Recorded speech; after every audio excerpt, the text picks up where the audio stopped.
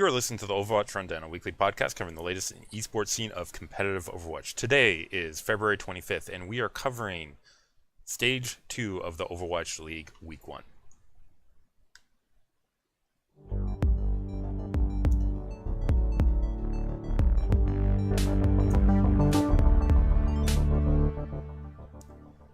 It's finally here, Jax. Stage 2. Starting up. We only had a week first off, week. Leplos. Only you a week say off. Finally, like it's been. Well, it was as a long as week off, though. TESPA went from December to February, Leplos, 2 months. Yeah. One team story. We've been waiting on these playoffs now for almost a month, it feels like. I still Jax, don't have playoff brackets. And somewhere out there, people are saying Overwatch Campeonato Brasileiro is still going on. I knew it. I knew it was going to come up. I mean, big news out of South America, though, Leplos. Karma being picked up by Isurus Gaming. Karma, the former Team Argentina, full Argentine team, being picked up by a Chilean organization. So I am confused. But well, I mean, it's good for them. I mean, hopefully that earns them or provides them with investors with a bit more of a pocketbook to pay some salaries for those guys. I mean, path to pro, Jax. Hopefully there's some money on along the way, or at least able to pay some bills. But good news for those guys at least. Whereas the rest of the scenes, Jax, continue to struggle. I mean, you say good news for them, but if Isurus isn't enough to give them a full-time salary, what are they going to do? Because I'm looking now at some of the reports coming out of South America, coming out of Australia, Leplos, upcoming contender seasons, contender season 1 for them, and all their games are scheduled in the middle of the day when people are supposed to be working, or maybe they're supposed to be at school. Yeah, I mean, and so far Blizzard has been unresponsive to what these teams are talking about. A good thing. The South Americans have said, Leplos, we won't have anyone there to play because we all have to work. Well, the good news, if you're Blizzard, is they probably don't have to worry about workers' rights and them forming a union in those locations, in part because the viewership won't be high enough during those hours to really watch them anyways. Oh. Is that harsh, Jax? I feel like that's a little harsh, but it's sort of the truth, though, when it comes to these contenders leagues outside of I mean, it feels North like America. we keep going back. I didn't have a discussion topic marked down for this week, but it's like in Blizzard We Trust Part 4 or 5 by now, and how much longer are we supposed to trust them, Leplos? I mean, I'm looking at China.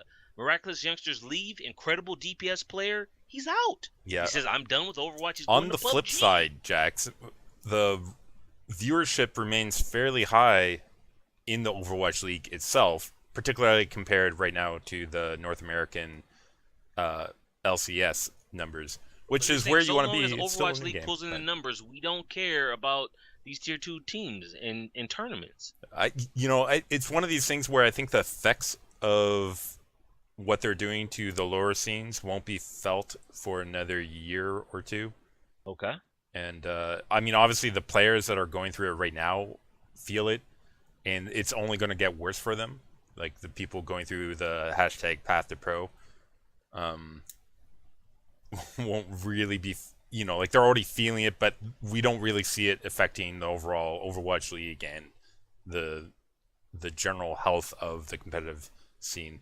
That probably will become more evident with more and more teams and organizations and players leaving or just not getting into the scene at all in the next year. So that's my take on it, but okay. We'll have to wait and see on that standpoint. Jax, there's a lot of discussion points though about the Overwatch League itself over the past week that we can have specific to the teams. We did a good job of previewing things. I think it's good today if we just go through some of the games and come back to discussion after our coverage of the first week of Stage 2. Now, that said, Jax, some good games this week. How do you feel about the week overall?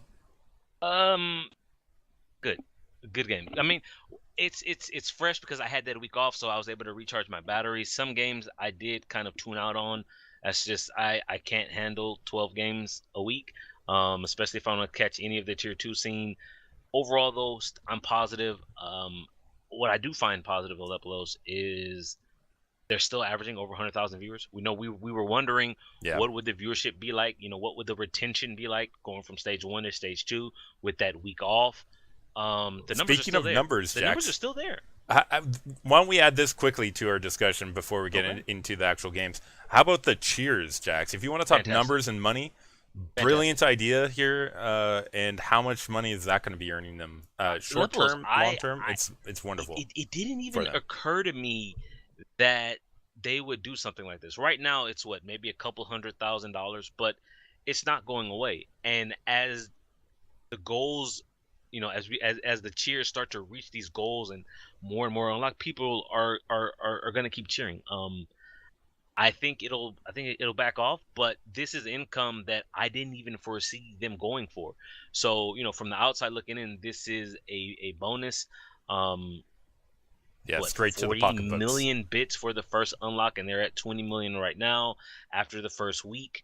By the end of stage 2, depending if the games are good, Lepos, if the teams produce a good product and people watch and people want to cheer, and if these skins and other things, the goodies that Blizzard are giving away are nice, I think they reach all their goals. Yeah, particularly if they do well in developing rivalries too. I can just imagine that chat being spammed with opponents just trying to fill it up too. So we'll see Have to if get that the people to happens. buy in, Lepos. This is why I would like Blizzard to put more into I won't say journalists.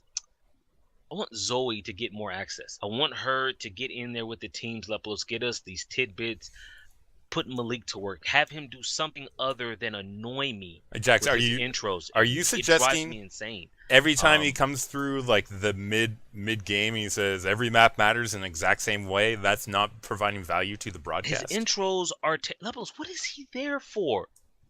No one I have Uh, asked has told me what he's there for. Come What on, what Jax. he's doing that Zoe was not already doing, that anyone could not already do, We're Lepolos. still waiting for the meme moment like he had with Seagull back in The 2016, handshake. the You going back handshake. to the handshake that made it on, who was it, Jimmy Kimmel show, or I forget, some late night show where it was actually featured, the awkward handshake that never was.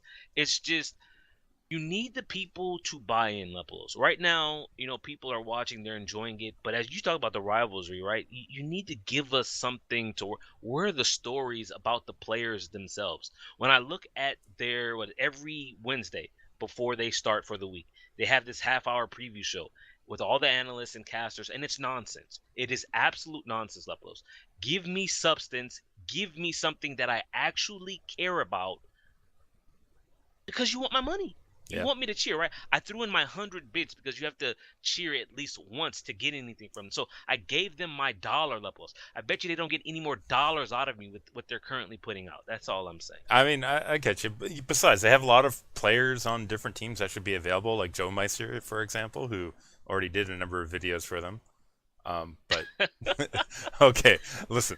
There are a lot of players that are sitting on the benches these days. We will be talking about some of them because it's sort of important. But before we do that, let's actually do the coverage of the games this week. Starting off with day one, we had Seoul Big game. versus a Valiant here, Jax. I'm gonna go ahead and pull up my predictions and just remind everybody what Okay. we had picked this week while we go through. This one I actually picked perhaps the underdog um, pick here in the Valiant to try and take it over Dynasty because I thought Valiant was going to go back to their diving ways. They had agilities. Thought it was going to come out well. I mean, you Jax, say that, Lepos, but at the end of stage 1, the Los Angeles Valiant were 4. Seoul Dynasty was 5. Seoul Dynasty, the underdogs. They are, in fact, ranked lower than the Valiant at this point. I mean, they have the same 7-3 overall win-loss record, but the map line favored the Valiant more than the Dynasty. So perhaps not really that much of an underdog. I mean, you're absolutely true there. It certainly didn't play out like Seoul Dynasty was an underdog, though. Jack's scoreline: Volskaya Industries 2-0, Nepal 2-0, Kings Row 3-2, Route 66 2-0. Man, that was a brutal game for Valiant. There's not a lot of positive coming out of this game for Valiant, I would say. Actually, like when I was watching it. Uh, I mean, I'm looking at this Lepelos. I picked Seoul to win, right? So I expected them to win. I did not, however, expect them to win 4-0. I was looking to see if the coaches for Seoul had figured out what they wanted to do with their roster Lepelos. Are we going to see Toby on the bench for Guido? Are they going to be benching Fleta at for 2CP?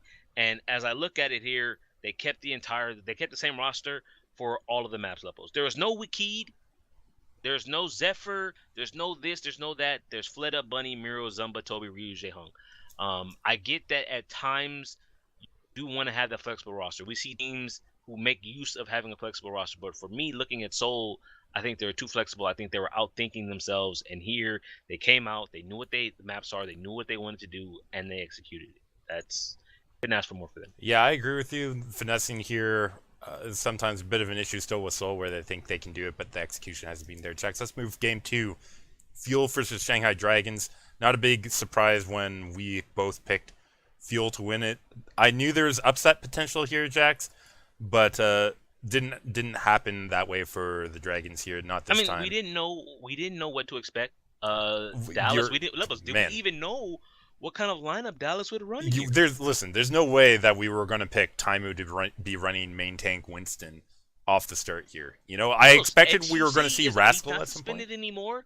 Coco's still available, so Yeah, when we Taimu talk about maintain? discussion points, Jax, later on, this is something we have to talk about. But yeah, Taimu in main tanking here.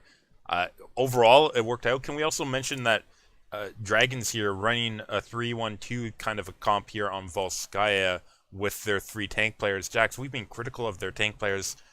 I didn't like to see that coming out, and well, the results speak for themselves. 607 fuel attack through B, and Dragons didn't make it through A I point. remember before the Overwatch League started, stage one. Taimu, I want to say he was on oversight with Monty and Thorin, and one of the things he said was that tanks are going to be the difference makers. He felt that whoever had the best tank duo would do the best. Um, at the time, I didn't really know what to make of that because yes, tanks are important, but so is everything else. Yeah. I'm looking at Shanghai Leplos and I'm saying to myself, I cannot wait for Fearless and Gajuri, or I hope I'm saying her name right. They get the passports, Leplos. They get the visas so that they can play for this team. I feel bad for Roshan. Zuvanchu, Jax, I think or the Sky. coaches have not. It's Sky Leplos, not Zufan Jr. It is Sky, but you already know I'm looking forward to that. Yep. I think the tanks for Shanghai have. I don't know. I wish I knew what kind of direction they have given Roshan here. This is why I want Malik or Zoe to go in there with a translator and just ask them, why is Roshan play like this? Why is he so aggressive at times? Is he making space for Undead in Dia Lepos? At times, yes, but there's a difference between making space and then going in diving and dying and feeding. So the tanks for Shanghai, I know you gave them 6 months to a year before they win a game. Initially, that was with the old roster. That was way back. Until they figure out this tank thing, though, Lepelos. Yeah. Until they figure out this tank thing, I don't see them winning. I just don't. I agree with you. Listen, it's hard because they are catching up and fairly quickly. Although when they you're took a map, Lepelos. Let's be real. They took a map here. Yeah. They took Hollywood. Well, last time they forced Fuel to 5 games. Yeah. If I remember correctly. So maybe this isn't progress when you have Taimu on main tank and you're not forcing 5 games. Jax, here it only went 4 because Nepal 2-0 Fuel. Hollywood actually ended up being a pretty close one. But Dragons beating them out here, capping with plenty of time, allowed them to capture in their second attack, forcing Nepal on. Sorry, not Nepal. It forced Route 66 here. 3-1 victory coming out of the field there to secure the 3-1 victory over Shanghai Dragons. Jax, let's go ahead and talk about final game really briefly. It's Gladiators versus San Francisco Shock. Pretty simple. Fields up, Lepelos. Yeah. First thing I see, my man Fisher is here. iRemix is on the bench. I feel bad for iRemix. He's one of those feel-good stories, Lepelos, coming out of stage 1, him actually making it and qualifying and signing a contract for the Gladiators. But everyone knows I have been highly critical of him. I just got through saying how important, Taimu made the comment about how important main tanks are. And now in this first game with Fisher here, Levels, I'm already seeing it. I'm already seeing a massive improvement in how the Gladiators go about their initiations, how they go about team fighting, and Leplos. I mean, the results speak for themselves here. 4-0 over the San Francisco Shock. There is no simpler way to make the impact than coming out and winning over one of your rivals down at the bottom in your sort of bracket. Jack's important for that confidence with your new team coming from Fisher on his joining to come out and make as big of an impact as he did here against the Shock. I think that pretty much summarizes it. If we want to say anything else, San Francisco Shock still looking like they have some struggles. Leplos, do you have to be concerned if you're a if you're a Shock fan?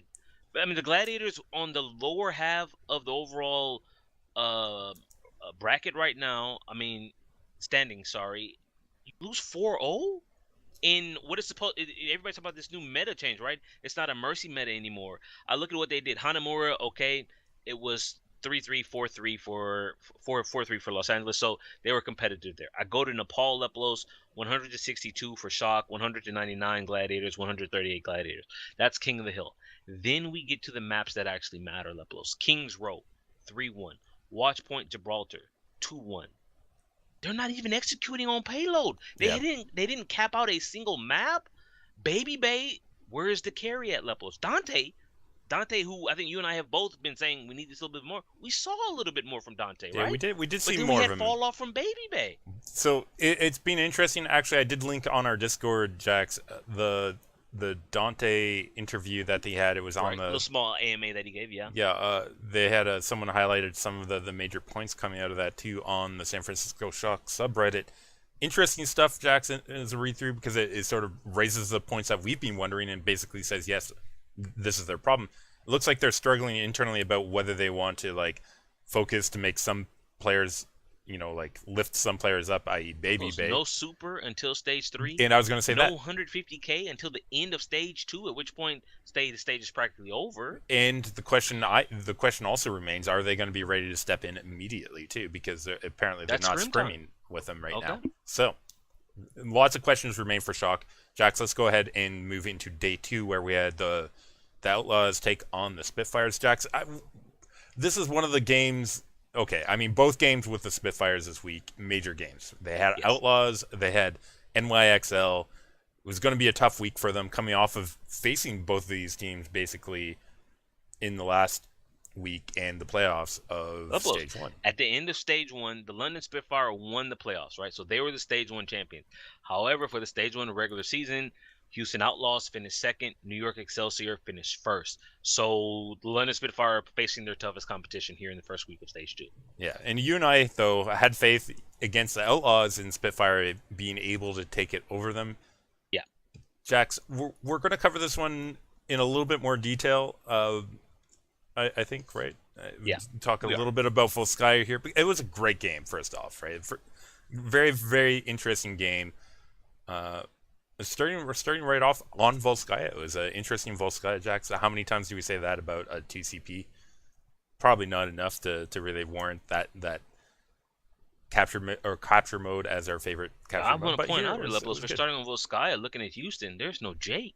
Junkrat took a little bit of a hit of a nerf with the mine, Leplos. You have to be a little bit more accurate with it, but we're seeing Clockwork in here. Clockwork and Lynxer for DPS, no Jake. They're struggling too, though. Outlaws on that first attack. Hagelpen running the 2-3-1 defense for Spitfire on that 8 point, able to hold out into OT before the Outlaws. Somber check not met by Houston. Yeah, they struggled with that. And amazingly, though, Outlaws do come out with a good B attack here, despite that awful A point attack. They capture with Lynxer doing well on the 76 there. On the solid play by Lynxer, solid play by Muma. Boink with the sound barrier at the perfect time that was needed for them to extend the fight. The fight could go either way. Here's the sound barrier, gives you a little bit of a buffer. Muma with the Winston with the Primal Rage. We talked about something that I want people to start looking at, right? Look at the tanks. For Stage 2, take a look at the tanks, see the tank play, see what they're getting out of their ultimates. See, people think Winston, no aim, no brain, right? People discount Primal Rage, Lepolos. You can get kills with Primal Rage. You disrupt with Primal Rage. It's it's more important than people give it credit for. So I want people to take a look at that. But 2 minutes and 11 in the time bank here as Houston cap it out. Yeah, Spitfire attack, a bit of a different story. They're running a widow / dive combination. Something in far and something getting in your face. Outlaws also running a 2-3-1 Sombra defense. Hold, I think, one time decently, and then sort of a bit of a longer fight before Spitfire take it. So still quick time through A by Spitfire. Yeah. Transition, though, works out pretty well for them. NYXL, importantly, getting nothing off the Dragon Blade, sets up Spitfire for good pressure, 2 ticks fairly quickly, but Outlaws able to hold off there. A couple fights later, again, NYXL, nothing off the Dragon Blade, sets up Spitfire to get in, string kills together. 2:42 on their cap time, Jax. Both of those major capture times on B point coming off of a Dragon Blade that gets no kills by NYXL. This was the one thing that I want to highlight here is something that I often bring up. I say, how do you beat yourself, right? When you have this composition, right? London ran 2-3-1 with Sombra on A point. They got it. They took 4 minutes. Houston had to cap it out in overtime. Here, they're facing the same thing. Houston comes out with 2-3-1. London is attacking into it. Leplos, as you said, they lost the first fight. But the one thing that I like that they did not do, they didn't poke. Yes. It's in a Sombra, when you're facing a Sombra, the worst thing you can do is poke, not get the kills, and let them sit over that health pack and just charge their ultimate. That's what Houston did. Here, London, they didn't poke. They came in as, I think it was Hexagram who was casting, maybe it wasn't. Whoever was casting, they talked about how they dove right in on the mega health pack that overlooks the 8-point Leplos. They got in there, so even though the health pack is there, they were in their face. They said, and as they said, if you want this health pack, you're going to have to fight us for it. Even though you've hacked it, and yes, you can walk up to it, but you have to walk up and actually get the health pack. But when we're shooting you in the face, it's not going to work. Fantastic play by them here to deal with the Sombra. It's but interesting now, you Houston mentioned goes that. On their second attack. Yeah, Outlaws take that attack that Spitfire did and use it to themselves here. NYXL are switching to the Widow this time around. Boink on the Mercy as well in order to attack the same composition that London held on defense the first time. They actually managed to get it quicker. I mean, it's still late to secure, but NYXL are finding the pick on a Hagapin after an aggressive VMP, able to set them up to capture that A point. Nothing on the B point transition. Jax, I'm just going to roll this into Spitfire's second attack. Go for it. Their A point attack, again, really good. Not even stopped really this time. EMP, nothing from Outlaws on defense this time, because Hagapin able to anticipate that and use Transcendence, able to take Spitfire into that B point fight and capture out. This, again, Leplos, we're on execution now. How do you beat something that you yourself are very good at? The first time, it took Houston 4 minutes into overtime to cap it out. The second time, took Houston 2 minutes and 11 seconds into overtime, Leplos, but they did, in fact, cap it out. Now, London goes on the attack. They don't, it's the exact same thing again, right? They're dealing with the Sombra. Yes, they ran a 2-2-2, but Houston's running a 2-3-1. But Sombra is still the thing you have to deal with. Birdering comes out on the McCree, not Widowmaker this time, Leplos. Banny immediately assassinated. Banny on the Sombra is now dead. After that, the tanks go down. London take it. They have 2 minutes and 20 seconds to push the B point Leplos, whereas Houston had 30 seconds. That's the difference right there. It's something that actually bothers me when teams, they run this beautiful composition, they execute it, and then when they face it themselves, they don't have any answer for it. I was looking at the stats that they post after the maps Leplos. 8 minutes and 27 seconds on Sombra for Hagapin, 7,408 healing. 7 minutes and 3 seconds and 5,159 healing for Banny. Where's the difference? You look to the second attacks, Leplos. Banny had no time on Sombra because he was dead instantly to McCree. His tanks weren't able to feed. This here is perfect. This is fantastic work by London. That's all I have to say. Getting that first map, Jax, we move on to King of the Hill, a classic map type that London has shown weakness on, and Jax, that continues here. Nepal, Jake in for Clockwork, Leplos, Raucus in for Banny. So Houston making those substitutions, using that extended roster that we were talking about earlier. Yeah, and Jake actually doing pretty good work here on the Tracer. Spitfire showing that they still don't know how to use their ultimates on King of the Hill very well. Losing Shrine 100-0 to start things off. Village. Leplos, can I give you one stat? Go ahead. 0. That is how many kills London had on Houston on that map. Yeah, and that's including with ultimates too. That shows you how ineffective they were. Village, Spitfire able to take the village here, Jack. Some of that has to be Lynx are running the Pharah, not getting much value off of it. I look at this. I wish I knew why Houston did this. They had Linkser on Farah and and Jake on Tracer. I'm saying Jake is known for his Farah play. He's been complimented by top pros for his Farah play levels, and then they run Linkser here, or Linkser is the better Tracer. I wish I knew. Like, this is something that I want Zoe or Malik to go back there at halftime. But why did you do this here? Give me some info here. But there you go. Yeah, it didn't work out for him. Pushes it into the third map. The Orissa's coming out here on Sanctum. Sort of a funny moment, I believe, when they traded Orisa kills, if that was on this one. Leplos, you say coming out here, I say London unprepared for this map. You're on Sanctum. Sanctum is where Junkrat is. Even before Junkrat got the massive buff, teams felt comfortable in running him here. I remember there was Sure4 back in the day on Cloud9 who used to run Junkrat here. I'm looking at a 2-2-2 Junkrat Soldier for Houston and a 2-2-2 Soldier Tracer for London. I don't really agree with what London did here. After they lost the first fight, they immediately switched to a mirror composition where Gesture went Orisa and Prophet went to Junkrat. But guess what? They had already lost the cap, Leplos, because they couldn't, the damage wasn't there. The spam, right? Winston's shield cannot hold up to a Junkrat. Whereas the Orisa shield is like, okay, there's a soldier, there's a tracer, they're tickling my shield, but as soon as they break it, it's already up again. And from there, London was trying to play catch up, Lepolos. They're trying to see, what did I say? How do you handle your own composition? London handled it very well. They lost the point and then they came back in. They're like, bruh, this is our map. We being prepared for it. You did not, Lepolos. Yeah. Cool Matt with the self-destruct. Talk about, ultimates that just zone them out, right? It's an objective point. If they literally can't stand on the objective without dying, what happens? They lose. Cool Matt, Lepolos, self-destruct while he's Baby Diva. Dink, dink, dink, dink, dink. Bunny Blaster into Prophet's head. He's down. No one to contest the point. So even though London had 5 people alive, none of them were able to touch it. Houston take it 127. Yeah, Outlaws bringing it back to even pushes us on to. Are you surprised they lost Call Level? I am no. This is a different one. This isn't Oasis. Now we're here with Nepal, but London's still showing weakness. We've always seen weakness in their King Wheels. They've won here and there against some teams, but it's still not their strong point. Doesn't matter the map. It's still one of their weaknesses, and it's something that they need to improve on. Jax takes us into Kingsborough and Outlaws.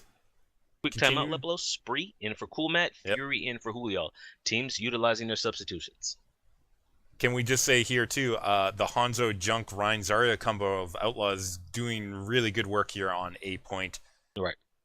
Spitfire running dive, getting nothing in streets either. Graviton at the midpoint, killing the only defense that Spitfire tried to put up there, so quick through B. And then, again, Lynx are getting good damage out, able to get Spitfire on the back legs going into that final push.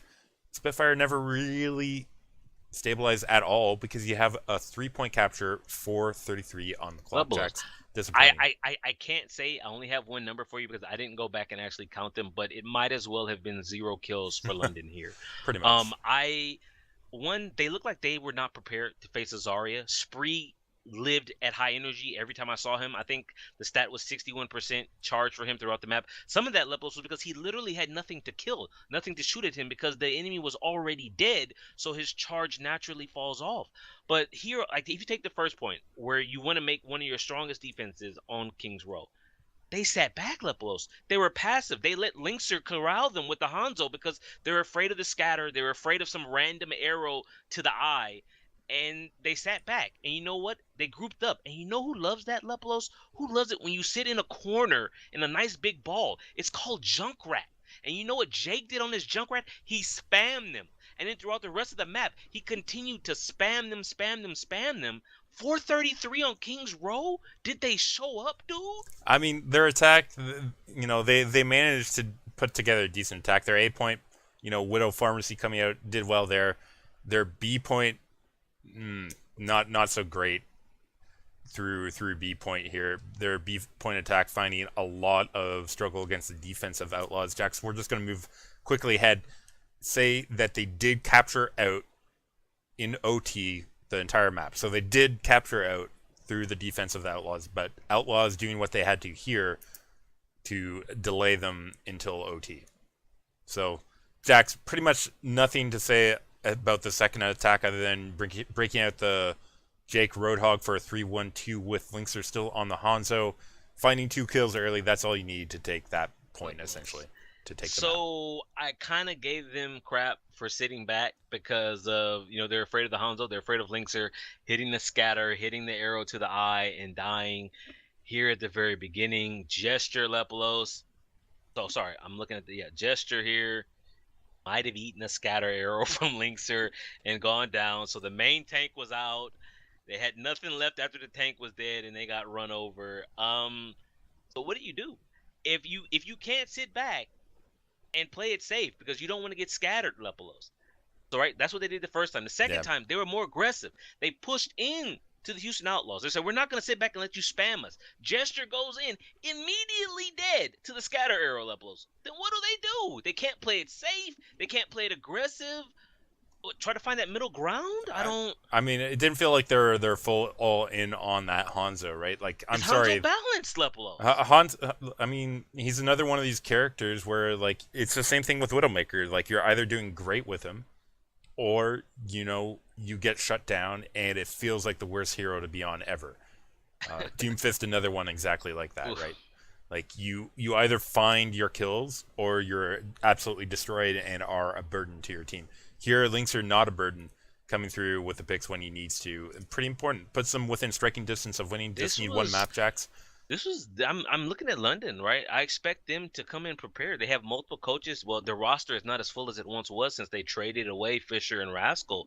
Lepolos, did they look prepared for Kings Road? Looked like they didn't know what they were doing. Yeah, they definitely looked like they had weakness there. But Jacks, they did not look like they had weakness on Route 66. Again, the Sombra's coming out. Maybe this is a strength of their play in the current meta. But the Sombra out of the defense of Spitfire, slowing down Outlaws largely on the first point here, eventually leading them to a early hold in the second, about mid-second phase is where Spitfire hold Outlaws attack here. I like the London defense here on first point. I think they got away from themselves because of how well they were doing. Gesture, you're playing Sombra, right? You want to play around that mega under big Earls. Gesture got caught out away from it. I didn't see it, but I saw him leap back at low health, trying to reach near the health pack, but he didn't make it. After Gesture goes down, then we see the Sombra come out with the EMP. I'm saying that your tank is dead. The EMP did nothing. Raucus was able to get, something to keep an eye out on now. If Sombra's going to be big, is the Sombra Zen matchup here. Raucus was on Zen. He hit that Transcendence with a split second difference. So the EMP came out, but so did the Transcendence. The Transcendence was up, so it didn't hit the Zen. That's not your free kill. And in the second phase, London with that high ground defense, right? It reminded me a lot of the old C9, who used to dominate on Route 66 in that second phase over the bridge with Debet and Kai and Reaver and Surefour way back in the day, but for those who remember. Can we mention the other part of what was happening here, too, on the side of the Outlaws, which is something I'm surprised you haven't jumped on hard yet, which is Linkser's Widow Trap that he was playing into you, right? Not making your shots. Not making your shots, you're not being, in fact, we just mentioned this with your Hanzo, that you did find value when you needed it. Here, that's not true of his Widowmaker, and it looks terrible when you're not doing well on a Widowmaker. It just you say that, Libos, but then I have to ask you, what did Jake do on the Tracer? Yeah, I mean, absolutely no value out of him either. Okay. I mean, this is all reasons why they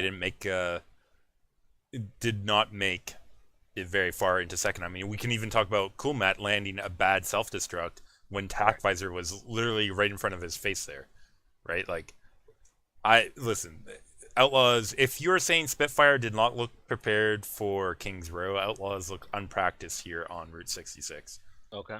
Pretty much. It's the same story, right? Outlaws try and run the 2-3-1 defense with the Sombra themselves. It does manage to do well on A point, but if you can't hold on A point here, the distance that they made it in second is not realistic for most teams to hold. Indeed, you're right. Spitfire able to clean up after Bird Ring switches to McCree, finding Muma early in first, still in first. as soon as That's they what I make wanted that to A talk point, about, Leplos. it's done. It's done, and that's basically One what of the happened. key differences here, one of the key differences is what you just mentioned. Birdering switching off of Widow to go McCree. I mean, perhaps he watched and he remembered, well, Linkster tried this, right? He tried this for 4 minutes and didn't get anywhere. So I'm going to make the switch off before I too fall into this very same trap. He gets something done on the McCree, and this is the second time now he's made this McCree work. And So, the you know, we other didn't. thing I We'll do want to see. mention though here as well is comparative to where we were with Sombras back last year, or maybe around Right. 3/4 of a year ago. Look at Raucus's health pack control, and he did Yes. not really have good health pack control. I think he maybe had the one in Big Earl's hack for the majority of the time, but he let go of the one in the lower hallway. I mean, if I'm honest, Lepelos, I was concerned when they came out with again when I go back to how well London dealt with the Sombra on Volskaya, and yes, Route 66 is different, but it's more of the same thing. And they bought time, right? Very little time. If you compare the time that they had, I think Houston had 410, London had 402. So they didn't buy. What I'm trying to say is, by them not making second and not making third, their best defense to win this map was a full hold on first point. It was very unlikely that they were going to make the exact same hold in second stage, and they came out with a mirror defense. And I don't think you can run a mirror defense when London has already shown they're prepared to deal with the Sombra. So going forward, that's just something that I'll be keeping an eye on. Yeah, But Route 66 to London Leplos, we're now going to map 5. It's the second King of the Hill. I think you yourself told me that if stage 1, the finals in the playoffs, had been on the same format with 2 King of the Hills, then perhaps London might not have won it, Leplos, because King of the Hill is where they're weak. Now we're going to the second one here, Ilios. Can they figure it out? Jax Ilios. Well, Spitfire starting off with the initial misstep on this. Not where Leplos, where how you do you want to not start. contest? I'm sorry, how do you not contest the cap?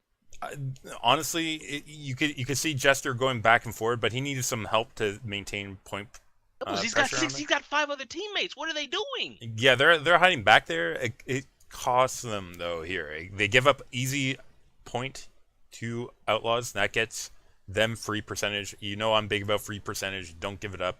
Leplos, by free percentage, you mean they took that free cap all the way to 99% before London did anything. Yeah, can we also mention here though, part of that Jake doing assassination work against Hagopun on Yeah. the backlines, huge reason about why this is happening. Jake actually showing up again on Tracer. Okay. Maybe not consistent across all maps, but here coming in on big on Ilios. Going late though, let's say this. Spitfire able to get that flip back though at 99, able to bring it up to 99 themselves, but Boink, some good play from him. Great boot by him on Gesture.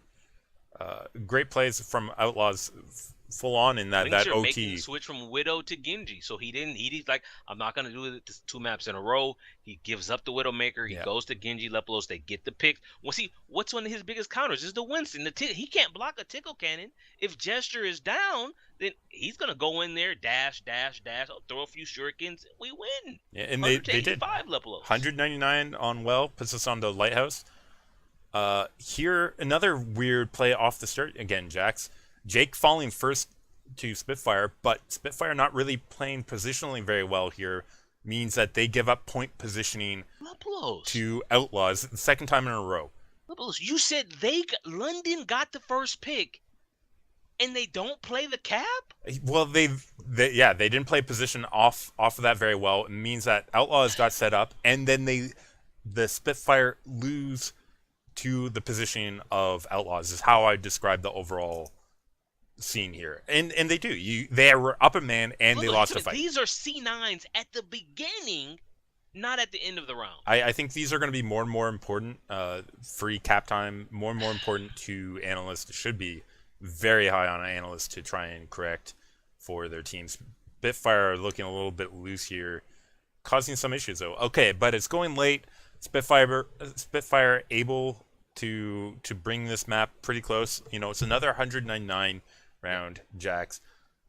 But again, it's Outlaws, good entrance off of pressuring the Spitfire backline to turn that point around.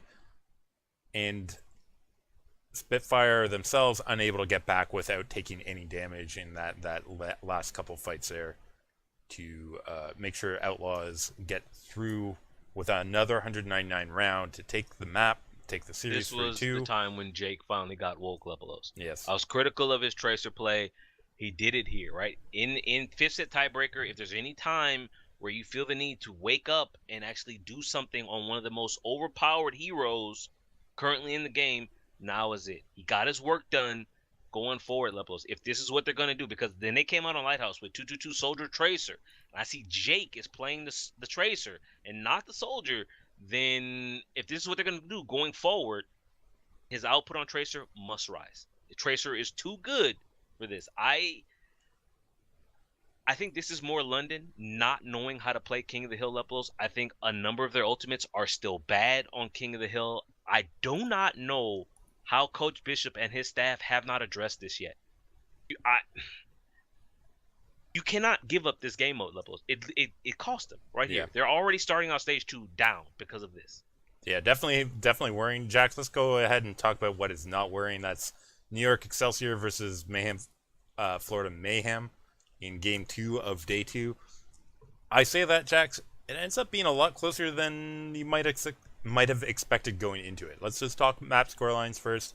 Hanamura 5-4, Lijiang Tower 2-1, Kings Row 3-2, Watchpoint Gibraltar 3-1. Jax, that's not a 4-0 because Lijiang Tower was actually Florida's. That's the second map. They took that one 2-1. It's Koth though, Lepos. They won Koth though against one of the best Koth winning teams, Jax, as well as almost winning. You say that, Hanamura, Lepos, but when I look at the New York roster here on Lijiang Tower, you know what I don't see? I don't see my man, Big Boss Pine. Okay, so this is the New York coaches once again outthinking themselves. Put in the big boss. This is what he's there for, Lepos. He made his name playing King of the Hill with his McCree, and you don't play him, and so you lose. That's their problem. Yeah, you're absolutely right. But listen, Pine was in on that first map, Jackson. I'll tell you, first attack times. Yeah.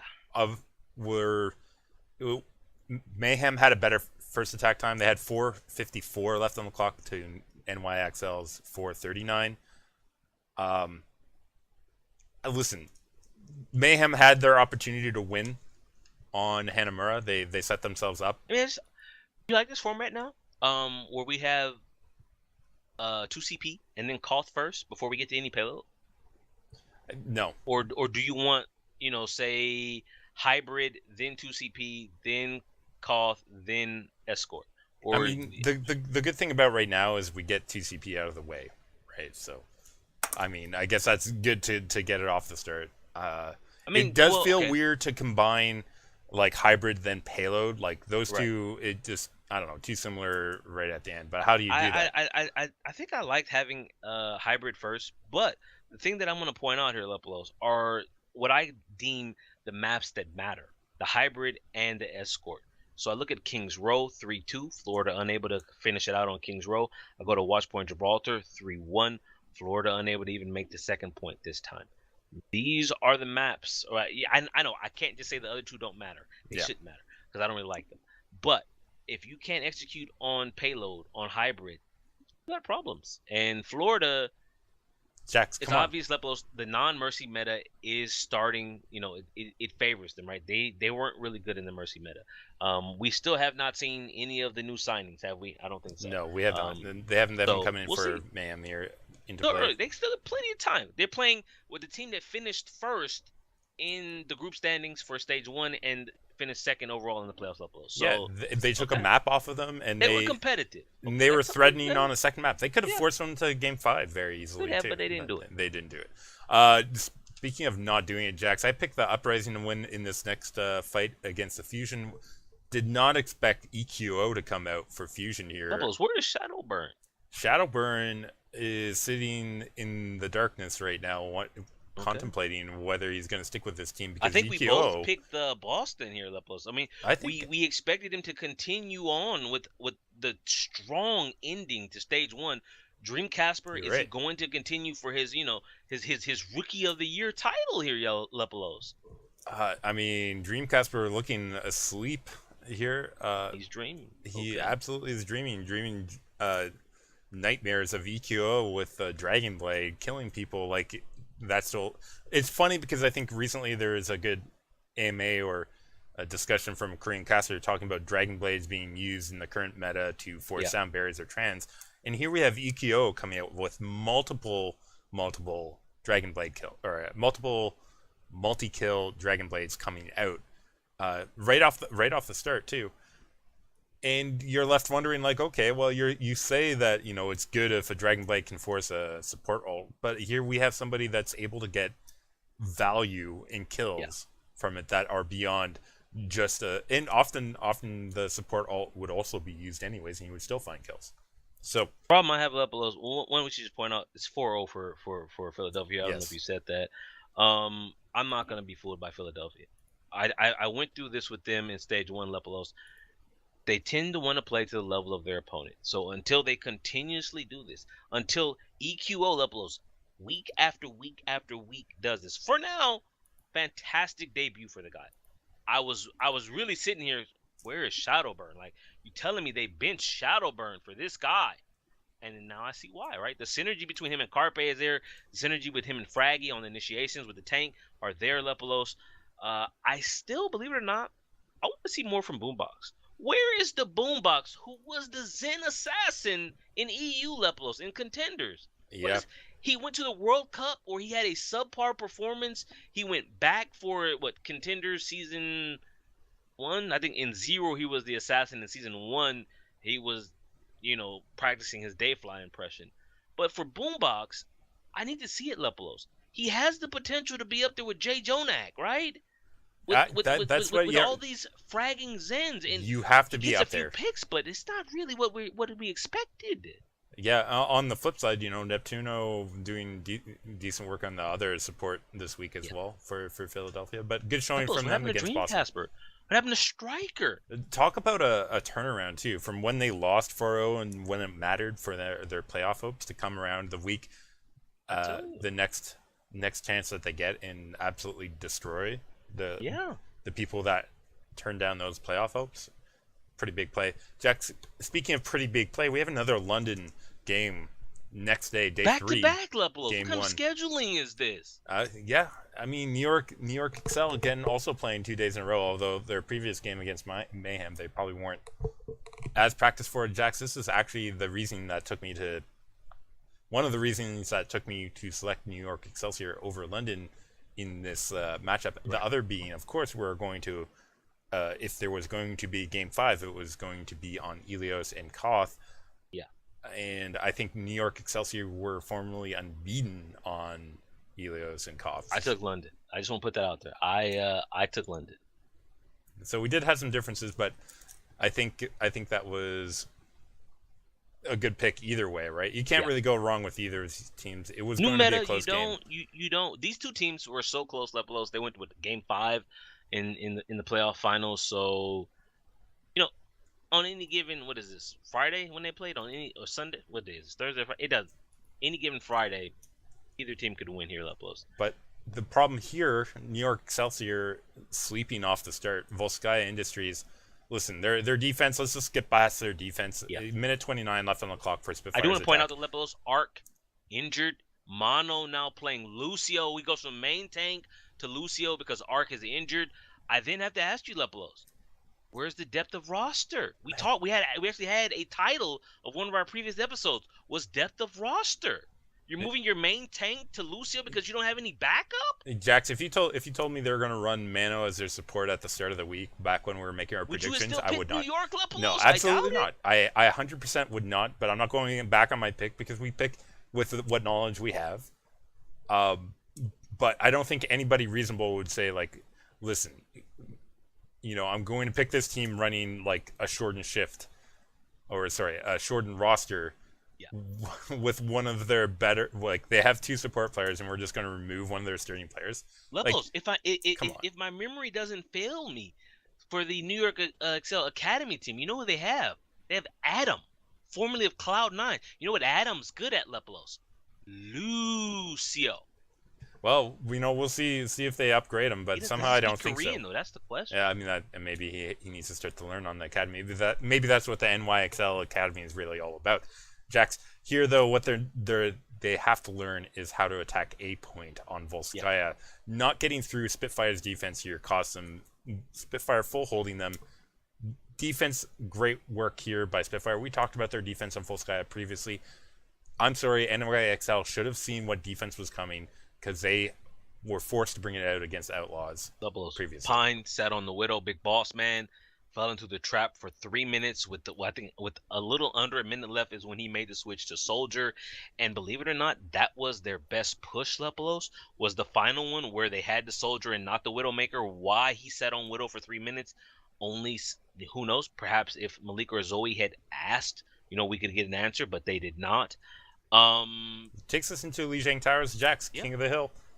Not a big surprise. 2 rounds is all it takes. Guess who wins? NYXL, bringing this back to even. It was close. Garden, It was close. Garden, They Garden actually, Market, yep. London actually defended the cap right at the beginning. They got the first cap on the Garden phase. I think one of the best rounds of cough I've seen from London in a while. Lepelos Profit on the Reaper. New York not expecting the Reaper from Profit, right? But once they did, they adapted to it. Lepelos Sabolbi goes hero Absolutely. at the end of Garden on here Garden to is secure beautiful it. play from London, him. I mean, 199 for New York on the Can first we map. say in the winning side there is still a bit of a concern I have here, and that's Yes. Libero on his Genji having issues. Listen, Dragon Blades, we just saw EQO be able to bring it out in big games and do work. Libero not able to do that with his Genji. I mean, maybe at best form seen support. So we have hexagrams who kept pointing it out about how bad it must feel to be Libero because he gets nothing on his blades. The Korean caster is saying Genji blades is less about getting something with the blades, it's more about getting something out of them, like the defensive transcendence or a sound barrier. But EQO says, I'm gonna get the sound barrier and the transcendence, and I'm still going to get my kills. Here, Libero struggling for it. Lepelos. I want to take you to the night market. The second one here, New York gets the first cap, right? They get it to 63%. London flip it. At 51% for London, Lepelos, New York takes the point back. You're saying, okay, that's fine. It's a back and forth map, right? That means it's competitive. What if I were to tell you they lost a point with 6 people still alive, Lepelos? Yeah, I have in my notes here, Spitfire, though, also throwing as a give-up point in the mid-fight. Why does this ski? I'm sorry. After the previous map the day before, how does the coaching staff not put boot to behind for them making this mistake, dude? Listen, I want to see. I can dream that will happen if they ever play Valiant sometime soon. That soon does a ninja cap on Spitfire and really makes a meme out that's of their what happened. It wasn't a full ninja objectives. cap, but New York got most of the cap for free, the percentage for free, and then they put up a token defense where whoever jumped in, probably Gesture, because it's always Gesture, he has to back out, and then they get it. Yeah. You give it up. I mean, to me, I don't look at Gesture as I'm honestly looking at Wuhyo or Fury when they're in. Is the reason why this is happening. Gesture can only do so much. Although the other part of it is it goes down to whoever is calling the overall shots about paying attention and making sure that's called well. I don't know. They're continually struggling. I don't know. Does make it important. They're winning, right? Libero getting nothing on his blades again, Lepelos. And London, you have a Genji who does nothing with his Dragon Blades, and you still lose.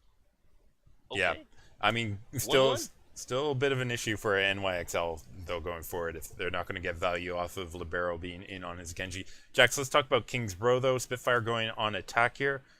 NYXL here, great defense in second, making the major difference. Yeah. Spitfire unable to get to, can we talk again about lack of objective play here, Jax? Let's talk about the end of this attack series. Because let's skip over everything else and talk about what Spitfire did here. They dove in deep to try and get kills into the third phase before they captured out the cart going through that first checkpoint into the foundry area.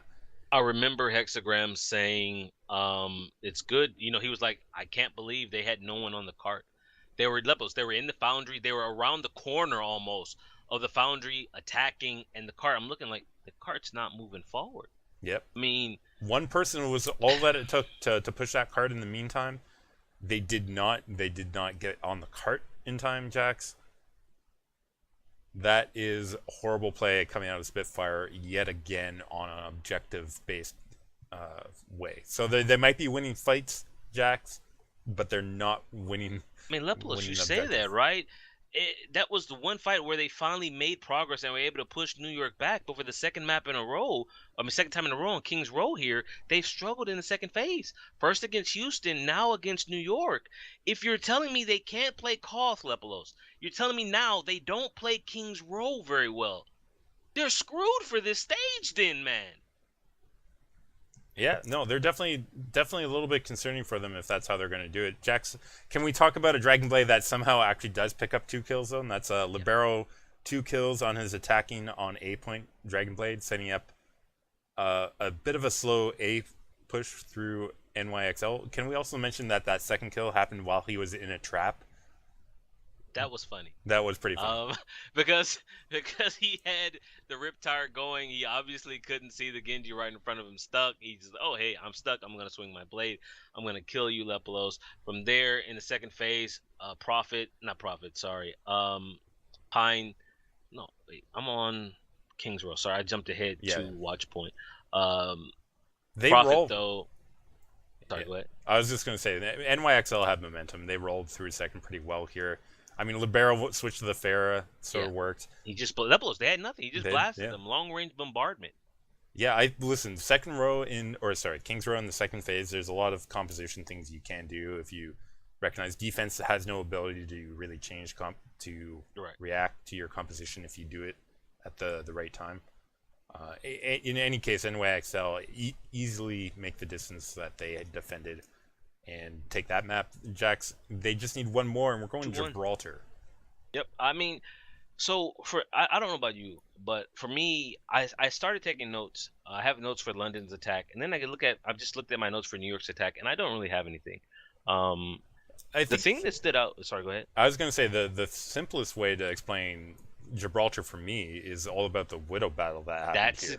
That's why I don't have notes. Yeah, I mean, Because it's I'm almost looking at my notes for London's attack, and I'm seeing a lot of Bird Ring Widowmaker here, and I'm seeing, the only other I'm note I thinking, have, Jax, was yeah. Gesture had a great moment in the hangar phase, and a pretty good round overall. Gesture making some pretty big difference, and I think when you bring out Widow's Gesture, you allow his movement and decision making to come out a little bit more, Yeah. because he's not pressured by a DPS doing damage on him. And I think that played to Spitfire's strength here on Gibraltar, particularly with Pine losing out, honestly, both attack and defense. On In that Widow defense, v. Widow. Lepolos Pine completely outclassed by Birdring. Birdring always had the superior positioning. He was also always hitting his headshots and his body shots. They finished with 2 minutes 18 left in the time bank. Whereas if you take New York, Lepolos, New York didn't even make it through to cap out the map, right? Here, one of the things that stood out for me when I finally stopped, when I realized the difference here, was when Pine switched off of Widow and went Genji.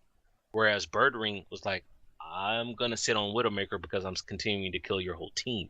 At one point, like I said, Pine goes from Widow to Genji back to Widow. He doesn't know what to do, Lepolos. Widow's not working. He goes Genji. Why? Because Genji is a bit of a counter to Widowmaker. That's not working. He says, well, I'll just outsnipe him. No, you're not.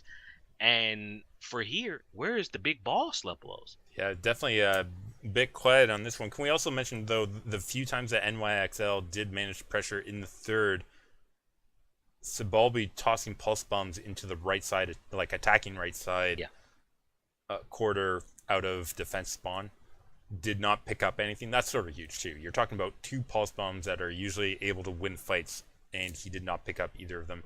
That could have been the difference between a win and a loss here. As it is, it was a loss on Gibraltar, forcing us into Ilios. Jax, I still feel good at this point though, because I'm like NYXL.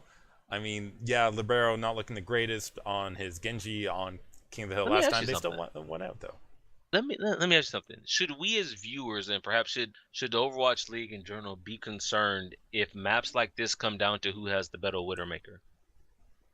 Because I mean, ultimately for me, yes, there were other. It's a 6v6. And you could dissect it, and figure out things other than Widowmaker as to why London played so well. But if you're just using, a generalization, right? And for your average viewer who won't actually go through and do the dissecting, if you were just watching this map, you say, well, they won because Birdring did better on Widowmaker than Pine, right? Yeah. I mean, Is that right, Lepolos? You know, is that good for the game when it can be broken down that easily?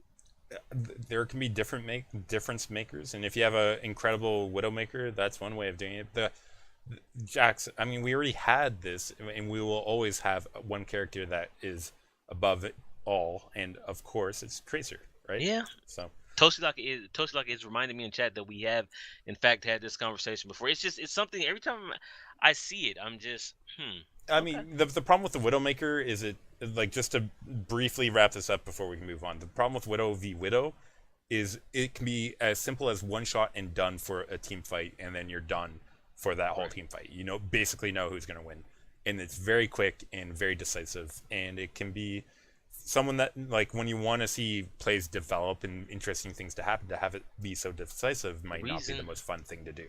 I guess the reason why I'm worried is my gladiators Lepos. They don't fare too well in the Widow v Widow fight. If I take you back to stage That is one, true. where Asher was trying to play Widow against Carpe, and he got embarrassed. He actually walked over the side because I don't, he grappled over the side because, well, he lost his mind. But some teams they just don't have a Widow to compete with Lepolos.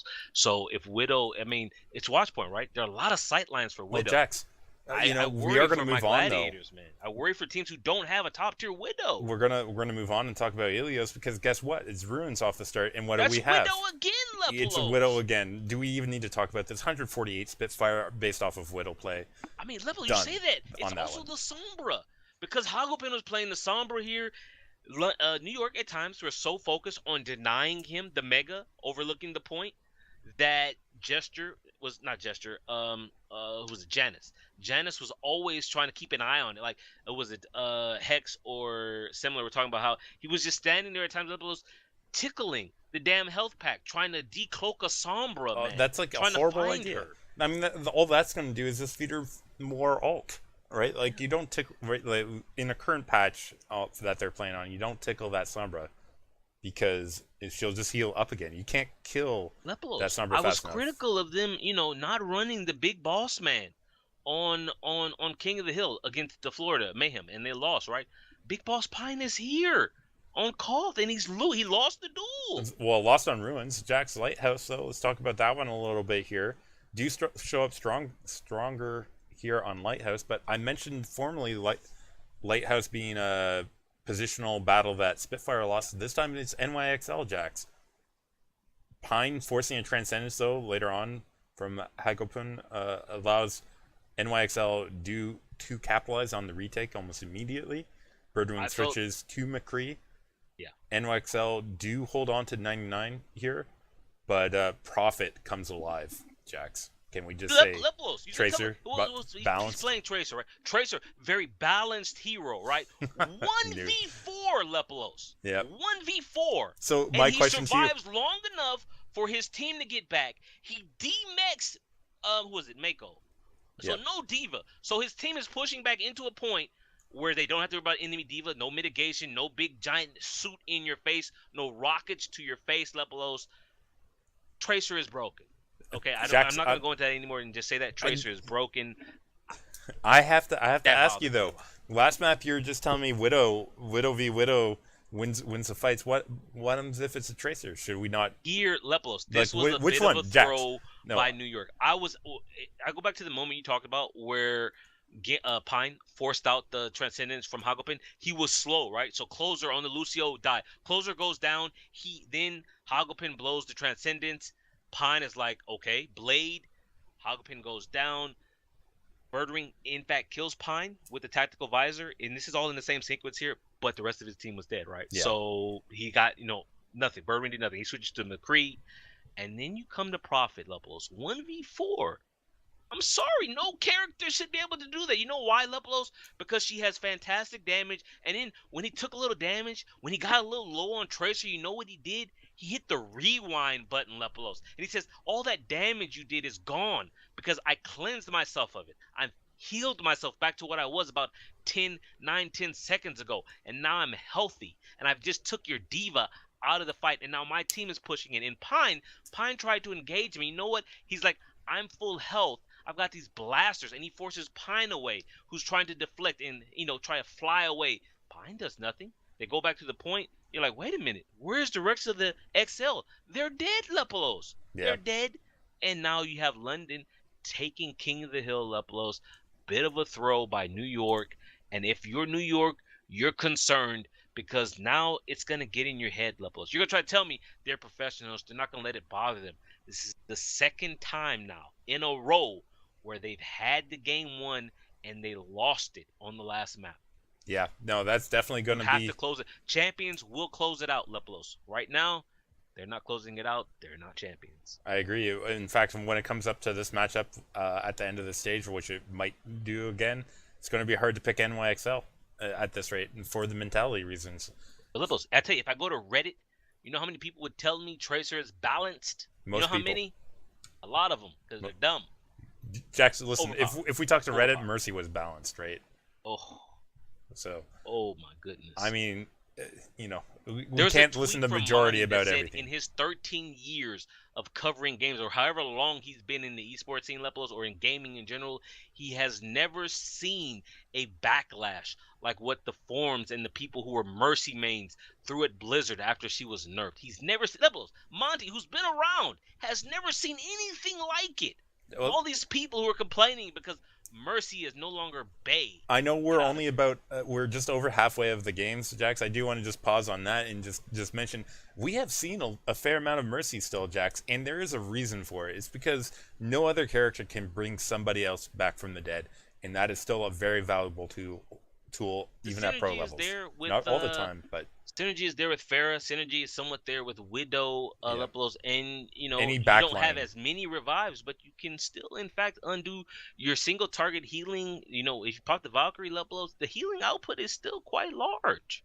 yeah, I think we'll probably I think she's balanced though, right? We're not seeing her all the time. yeah. We're not And seeing so her, some Mercy which I mains, think is it. But Lepolos, that's the one thing worst. But I didn't read the thread because I didn't have time, but there's a thread on competitive Overwatch Reddit where it said Diva's pick rate now is what Mercy's pick rate was the last stage. well, Do we need to take a look at Diva then?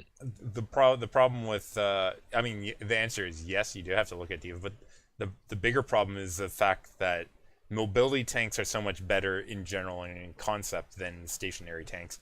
I'm sorry, that's always going to be true until you make health or damage, you make health so high or damage so low to change that, right? I think we saw all the tanks this. Yeah, we saw a few Roadhogs every now and then. We saw a couple Wow. Roadhogs here and there. Okay. So Lepolos, oh my goodness, we're not. Oh, we have to pick up. We're behind. We're behind on time. we've done most of our Toast main Block, coverage. not here with the clock and chat. Jax, He's asleep. we He's are like moving on though. Casper. We're talking He's about napping. His one job is to put the clock up to remind us, and he's napping here in the chat. Twitch.tv/Lepolos for those who are wondering. there's the clock, Jax. We're gonna have to burn through the remaining games because we have the Dallas Fuel versus the Gladiators. Sorry, Jax. You did not have your shields up for that one. Lepolos. If you look at the picks here, we both picked the Fuel. We did both pick the Fuel on this one, and we were correct here. 2-1 Hanamura for Fuel. Gladiators did take Li Jiang 2-1, but then dropped Kings Row 4-3 and Gibraltar 3-0, Jax. Not a way to go out. Not a way to go out. Fisher is a fantastic pickup. The DPS are still a problem. What did I tell you after the end of stage 1? I need to see a 10-man roster. Right now they have 8. The management, the coaching staff was lazy, Lepolos, in only picking up one player. I'm sorry. I don't care. Whoever is doing the analysis for them, whoever is looking at it and saying, we're good at DPS, that person is in fact wrong. Very wrong, Lepolos. The DPS, I'm sorry. Surefour, Asher, they're okay, right? But I'm looking at AKM, Lepolos. The Dallas Fuel mid-stage pickup here, right? They picked up AKM. Yeah. Fantastic performance out of AKM. Absolutely. Unreal, Lepolos. Even Rascal was a fairly strong pickup. Although this leads to other questions that we have about the Fuel. We can cover that later on. Jax, let's move to the next game though. That's San Francisco Shock versus Seoul Dynasty. No big surprise on this one that we both picked Dynasty in our predictions. Yeah. A bit of a surprise coming out and a bit of worry for Dynasty fans. They dropped Hanamura 2-1 to Shock here. That said, they picked up Lijiang Tower 2-1, Hollywood 3-2, and closed it out Gibraltar 3-2. Shock doing their best, Jax, despite the lack of any changes to the roster or attitude, I would say. This is interesting. So Seoul is still trying to figure things out. You know how I talked about, I liked in the first game they had a lineup and they stuck with it. This week, this second game of this week, sorry, same thing. They had a lineup, they stuck with it. They made no adjustments levels. The only adjustment that they made is instead of Bunny, they ran Munchkin. And did I hear Bunny was hurt or sick or something? I don't know. But either way, Munchkin in, Bunny out. I think they still don't know what to do with that second DPS slot. Whether it's Bunny, Munchkin, or Wakid, they're still not sold on the Leplos. Right now, in this first week, they played Dallas. Oh no, sorry, I'm looking at the wrong thing. Who did they play earlier in the week? They played Valiant, right? Yeah, So they played a strong opponent. They played a weak opponent. Funny how against a strong opponent, Valiant 4-0 against San Francisco. And Lepos 3-1 here, right? You're saying let's 3-1 compared to 4-0. It's still, they did very well. San Francisco Shock played better than the scoreline would suggest here. A few of these maps could have gone either way. I'm looking particularly at Hollywood and Gibraltar, right? Like Gibraltar, Shock had a good time into third, but then they couldn't break that final hold. Yes. Something a lot of teams face. Yeah. That final hold there, and that can make the difference out of a lot of teams. Unfortunately, Shock defense though not the best at all on either. Shock need 150K so badly. I mean, I feel bad for Shock fans because you do have people on the roster that could fix some of these problems. I think. Just not yet, though. Doc on Lucio, he needs a little work, Lepelos. Their tank play is still weak. You're not gonna. Nomi, Nevix, like Nevix has moments though, but Lepelos. I mean, I'm sorry. I say this right, but this is management's fault. I agree with you. Management is the one who picked this roster. Lepelos. Yeah, 100%. But I also think that like changing Dante with Sinatra, like. If you're saying he's just going to be upgraded in that way, and if you Dante playing very well, Lepelos. Dante playing very well. I don't think just changing one DPS is the thing. We go back to what you were saying previously. Was it Monty or Doro had said that the tank play is important? Well, Taimu was saying that to Monty. Okay. So listen. Everyone's important. Jax, everyone's important. But here, the tank play coming out of the Shock, particularly not great. The second problem is there's one of their supports, Sleepy. I think is doing well. Sleepy is okay. He's not not good or bad. He's just he's carrying his weight. He's not carrying other people's weight like say Jay Jonak would or Shaz or any of the other fragging Zens, but he's doing his job. But Nomi, Dak, even Baby Bay Lepelos, where is the magic? Well, I mean, some of that might be they're a little less focused on babying Baby Bay this week, but okay. Anyways, Jax, they did not take this one. Let's go ahead and move into day 4, starting off with Fusion Mayhem. Can we just say EQO again, because he has been in for the second time against this matchup against Florida and making an impact with those Dragon Blades and just play in general.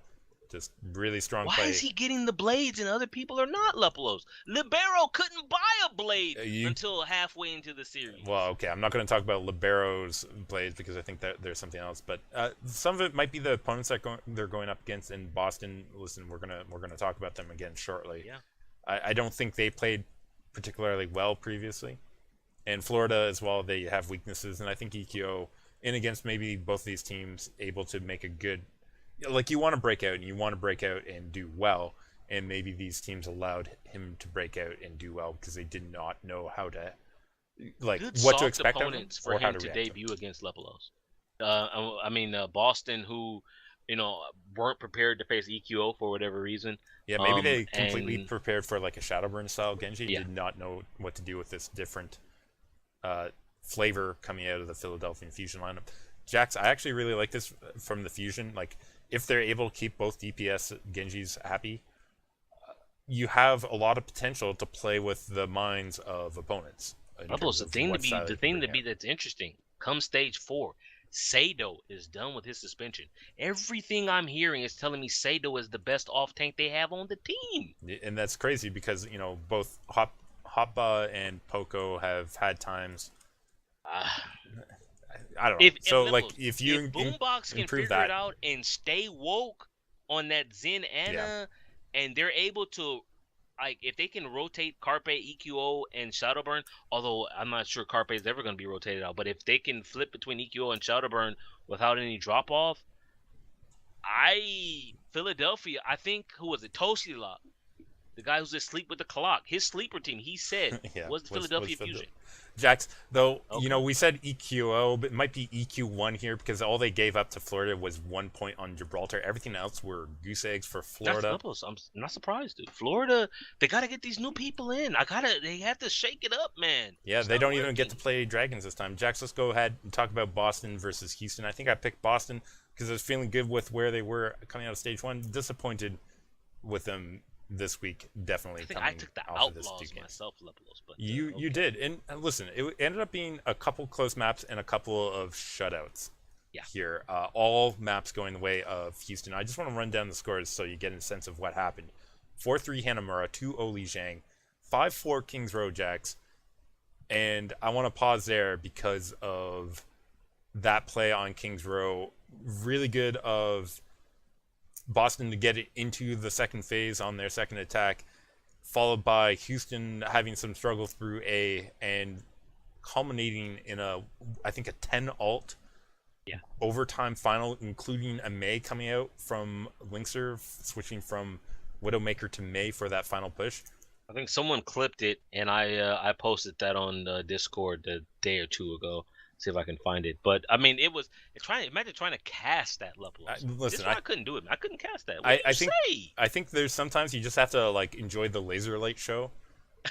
And honestly, like that's one of the time, particularly anytime you get like Moyers out there too these days. Like it is just screen filled of particle effects. Unfortunately for Boston, they weren't able to win that fight.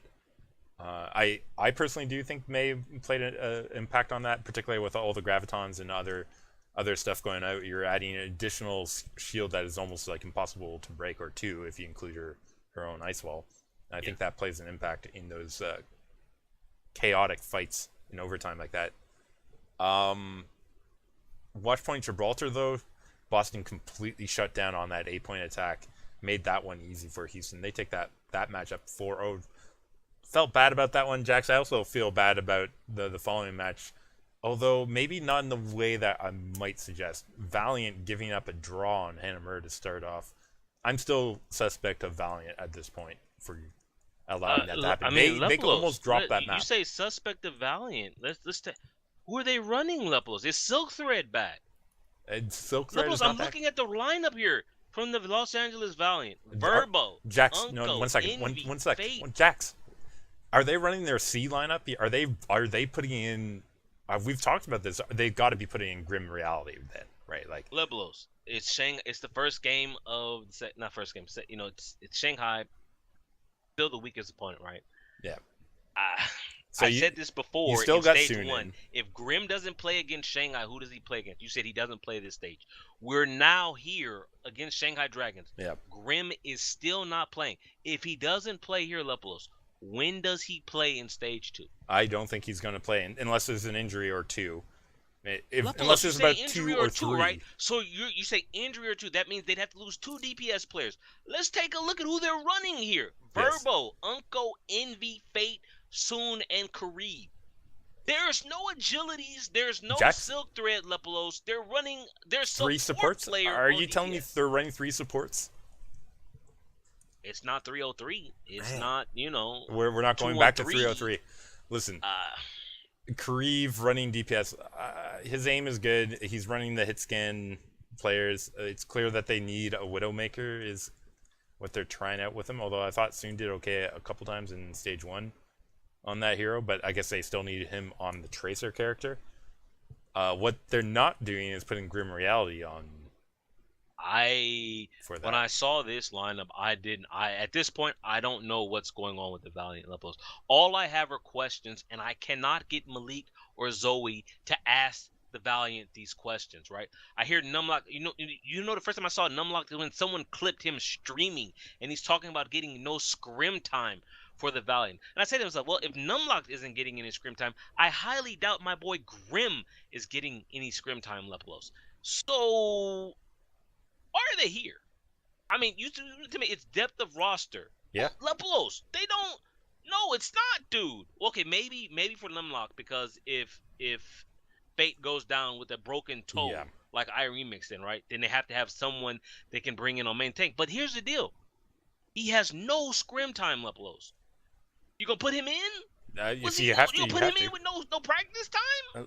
Listen, Jax, I'm not going to defend it because I think their management is showing to be a little indecisive about how they're handling their players as well, and I think that can lead to probably some personnel issues. I wouldn't be surprised if they're going to release a couple of these players down the line.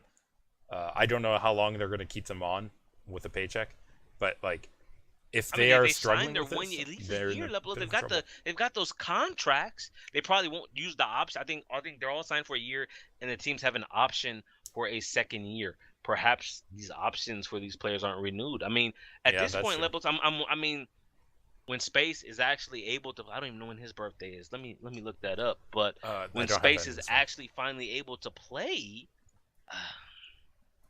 Well, yeah. Do you think he'll get time over Envy for that off tank position?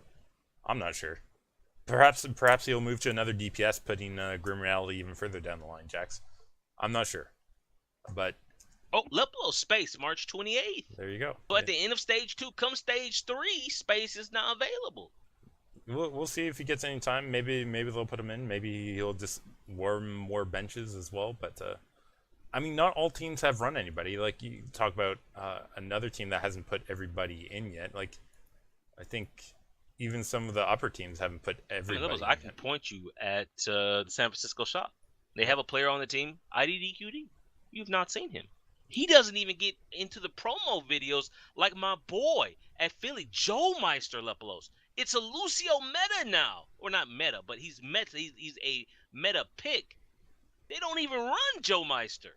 Well, maybe they're just preparing for when one of their players is out for a few months, like Mendo Kosai for having some Ooh, the wisdom teeth wisdom being teeth, removed. Leplos. The wisdom teeth are keeping Mendo Yeah. out. However, Leplos, let's just run through it right quick. Valiant versus Shanghai will do map 2, Lee Zhang Tower 2-1 to Valiant. King's Row was 3-2 to Valiant, and Watch Point was this right, Yeah, Leplos? that's correct. It's a 1-0 on Watch Point. Another shutout. Whoa. Two matches in a row with shutouts on the last map. Jax feels uninteresting to viewers, at least I me. might have said I disconnected from a few of these games. This might have been one of But them, Jax, the Leplos. drops, the Overwatch League drops Listen, that you I get. may have had it open in a tab, and I Gaming may the have gotten system, my Jax. drops. Gaming Um, the system. Well, that's pretty much it for our coverage of week 1 of stage 2. Let's go ahead and mention where we are and a couple of other Leplos, things. we're so far over our time budget. Holy Well, crap! then stop interrupting me about our time budget. We're gonna We're spend so 20 more far. minutes talking about that. There's the clock in chat too from Toasty Lock. Well, We're that's like the just third or so fifth far clock. I don't behind. know. Somewhere like Oh that. my goodness, we need a Um, red clock, Toasty Lock. Are we we're doing the talking about predictions now or later? we're talking the PIT Okay. playoff. Lore bracket, I think, is the only new thing this week, if I remember correctly. We had started the quarterfinals. The first half of the quarterfinals, Fractal and Envision won their 2 games last Sunday, and now we have the rest of the quarterfinals. Fusion 2-0 over Full Send and Congarna 2-0 over last night's leftovers Leplos, which takes us into the Semifinals, Fusion 2-0 over Congarna. So yeah. upper bracket right now to the Wow, winners Leplos final. 3-1 1-0. They didn't even. That's right. This was the game. It wasn't This close. map, It was not was close. the damn Torbjorn, pardon my language. This was the Torbjorn from Congarna. They had to hold first point Hanamura for 4 minutes, And they bring and they out come Torbjorn. out with Torbjorn. Get out of here with that crap, dude. Yeah, Leplos, well, are you kidding me? there's a Against reason. Fusion, the Okay, best well, tier 2 team at the moment, Torbjorn? yeah, surprised it didn't work, Jax. That means Come Envision, on. Fusion battling it up in winners final. Down in the losers bracket, Jax. I'm just gonna go through everything really quickly. No clout in losers round 1. No clout over Renegades 2-0. What? Yep, Renegades needing some more of that 5-hour energy to make it through that one. Last night's leftovers though, winning 2 over Full Send. Losers round 2, Congarna 2-1 over No Clout, and Fractal Esports 2-1 over last night's leftovers. Means we had a losers round 3 of Congarna versus Fractal. Jax, that just happened earlier.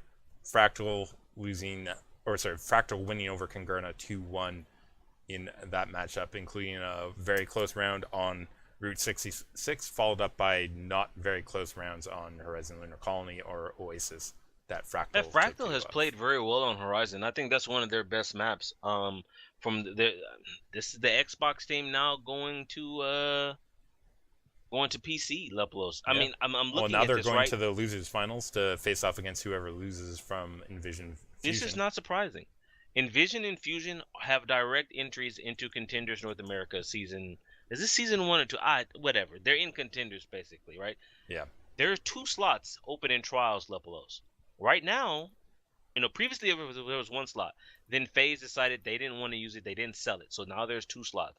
I was concerned about Congarna losing that spot to Fractal Esports. Now it's to see, can No Clout or Last Night's Leftovers, and any of them Lepelos take that second spot from Congarna. I think Fractal is going to take one of the 2 slots. They're playing incredibly well right now. We'll see.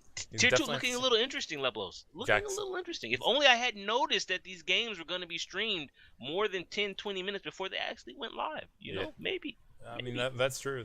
Jax, let's go ahead and talk about other tiers. I think it's Premier Division stuff, it says, or at least that's what it tells me, but we're talking about Swiss esports, so I don't know. You're making things up, Lepelos. Okay. I mean, Esports League Winter 2018 Premier Division, so... Okay. Oh, no, we talked about this last week. We did, but listen, I'm just going to cut it brief, Jax. Mentioned we're only in week 2, very few games have been played, and there's only been one that hasn't been a 3-0 so far, and that was between 2 teams that are on the middle to lower middle side of the list, and that was... SNGR versus Watchpoint Switzerland. That's the only game that ended in a 3-1. So they're halfway through week 2. There's a total of 7 weeks. We'll give this more coverage later on down the line. Basically, is what Lepelos is saying. That's what I'm trying to say. We're gonna move on past that for now. Speaking of moving past, in the future, we're talking about Team Story Chapter 4 coming Lepelos, up. I've looked. Week. I cannot find brackets. They've had the group stages have been done for 2 or 3 weeks. I check playoffs. Hello, any kind of brackets, nothing. I go to the website. I don't understand Chinese. I don't see any brackets. The playoffs are supposed to start in 3 days, and I don't know who's facing who. Yeah, so I guess this is a call out to any of our Chinese translators out there that can let us know. Looking at it right now, right? Let me just give you names. Metabellum, Lepelos, Metabellum, Lucky Future, Kongdu Pantera, LGD, Runaway, TIW Esports, or T1W, sorry, X6 Gaming, and Team Scott Skiff. All those teams I just listed, right? Off top of your head, who wins? Who wins? I mean, but I'm gonna go. I can't remember who's seen the most changes. I think X6 might be the most formed team still. You're not about to pick X6 level. I know you too well, Lepelos. You're not gonna pick X6 game. You're not gonna do it. I mean, they still have Godspeed and Architect. You're gonna pick Lepelos taking X6. I'm taking Runaway. All right. Yeah, that's what we're going to do. They have Choyo Bin as well, still on X6. No Smite Bebe. I think this barbecue guy is the only. Oh, he's in for Time Boy. I think that's one of the only 2 differences. Yeah, I think so. It's all right. I'd have to go, but my memory on that isn't too. But Team Kongdu completely. Actually, I might not be able to pick Runaway because Runaway lost Cox. Cox has retired, Lepelos. Yeah. And he's one of their better players. No Kaiser, no Cox. I'm looking at Team Kongdu Pantera, though. They're also pretty good, though. Wait, I have to check right quick to see who's on Metabellum. Make sure I have this right. Okay, no, I'm going with Kongdu Pantera. You're going with Kongdu Pantera there? Yes. That's not a bad pick. I forgot that they lost Cox on Runaway. He is actually a really good player. Sad to see him go, Lepelos. I think mentally he needed a reset. Yeah. Those 2 finals losses that they had in Apex, it really... And then from Apex into a pack where they lost to... oh, my goodness. You know who they lost to. The team who's now C9, whatever. But basically, yeah. You mean GC Busan? GC Busan. There you go, Lepelos. Yeah, where they lost twice to GC Busan. Yeah. Jax, that pretty much does it from our schedule here. Listen, I said there was going to be discussion after Jax. I think we didn't even do predictions. We haven't done predictions. That is the discussion we're going to have instead, Jax. So let's go ahead, get that set up. We're out of time. We can't even have the discussion we were going to have. I know. Well, listen, we interspersed People need to listen to the full podcast because we interspersed our discussions into the coverage. I know it's confusing, but we just want to make sure for ratings reasons or something. Yeah. No, it's just something we do. So obviously, we just need to move quickly through here. Jax, Seoul versus Dallas. This is a rematch stage 1. These two teams fought on the first day. Wow. I'm actually thinking about this, Lepelos. Yeah, it's not easy. Dallas. You are picking Dallas over Seoul here. Seoul has problems that they have not addressed yet. I'm not gonna turn into a Filthy Fuel fan, but I am picking this is my really far out pick so far. Yes, I see the faces in chat there from our viewers. I am taking Dallas. See, I would not be. I think you're just being kind to me because you're like, well, Leps had a bad week or two of picks, so we're going to hand him this one. Jackson, I am taking the dynasty here. Yeah, I wouldn't be surprised if my boy has something going on. But he's so woke right now, Lepelos. He's so happy to have this opportunity, and I'm looking forward to Fleta versus AKM. I don't really want to see Taimu on tank here. I really don't. XQC. But here's the problem. See. Do you trust him? I mean, if XQC's in, of which I think he will be, I think Dallas do have a fight here. I think this will be close, but I still have to go with Dynasty right now. I want to point out, when it comes to, we were talking about rosters, the Dallas roster, Chipsogen and Coco did not play against the Gladiators. They didn't play. Yeah. 2 core members of Envy levels, main tank, main support. They didn't play. Legacy has no place in the future, Jax. We see that with the Valiant, Grim gone, IDDQD, formerly of NRG. He was the only one from NRG to actually make it onto the San Francisco Shock roster levels. He's not playing. So you're saying that, okay, Legacy is done. All right. So, Jax, let's go ahead and talk about other teams with Legacy players. Valiant versus Shock here. Who do you think on this one? I'm going to take the Valiant, but I'm going to tell you I have some serious doubts here because the Valiant are still trying to figure out what they want to do. Their performance against the Seoul Dynasty was trash, Lepelos. Their performance against Shanghai was better, but it's Shanghai, right? And it wasn't a stomp. They actually tied a map with them, and some of the other maps were suspect. I'm going to take the Valiant, but they need to sort it out. If they come out with this crap again with Kareev and Agilities and Silk Threat, bring them back, please. Yeah, I understand. San Francisco played very well against Seoul. Correct. They lost, but they played very well. They're getting better. Valiant appear to be getting worse. That's why I have hesitation. Yeah, I'm sort of with you on this one. Like the underdog in me wants to pick the Shock, but it's hard to go with Shock, honestly, because they still have so many signs of weakness, particularly when you get down into the later stages of the maps with the hybrids and payload. And that's why I can't pick Shock, though. So Valiant it is for me as well on this one. Brings us into Gladiators versus Dragons. Jax, I'm going with Gladiators here. Dragons. I have to say, though, Lepelos, if we don't see iRemix here, I don't think we'll see him the entire stage. I agree with you. I don't think we're going to see him. I don't think we're going to see him because Fisher is that strong of a tank. So. I do feel bad for Shanghai. If they, I really want Shanghai to get the visa stuff sorted out. I really want to see this team with these new players. Hopefully the communication is also there because they're bringing in Korean players into an all-Chinese team. But yeah, Gladiators, shields up. Takes us into London. Yeah, Spitfire or Mayhem versus Spitfire. Okay, Spitfire for me too. Outlaws versus Fusion Jack. This one. Lepelos. This right here, boy.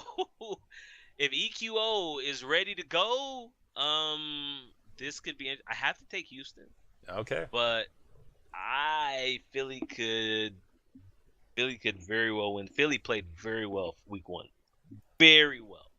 I look at the teams that they're playing against. I say that makes the difference of why they did so well in week 1 with EQO.